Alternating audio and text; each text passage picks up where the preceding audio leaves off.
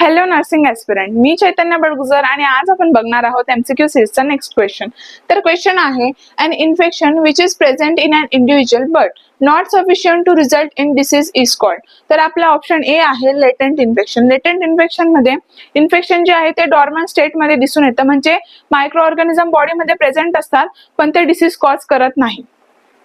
Option बी आहे clinical infection. Clinical infection मध्ये infection झाल्यानंतर साइन अँड सिम्पटम क्लिअरली दिसतात, जसं फीवर, कफ, कोल्ड, आणि पर्सनला समजतं की तो इल आहे किंवा त्याला डिसीज झालेला आहे.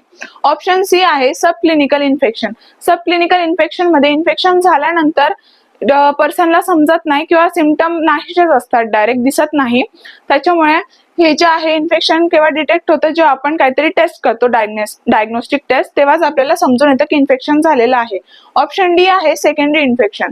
जसं नाव सजेस्ट करतं, सेकंडरी म्हणजेच ऑलरेडी पर्सन मध्ये प्रायमरी इन्फेक्शन प्रेझेंट असतं. फॉर एक्झाम्पल, पहिले व्हायरल इन्फेक्शन प्रेझेंट आहे आणि त्यावर नंतर अजून बॅक्टेरियल इन्फेक्शन झालं, त्याला आपण सेकंडरी इन्फेक्शन म्हणतो. तर तुमचा आन्सर काय आहे कमेंट मध्ये नक्की सांगा आणि थँक्स फॉर वॉचिंग.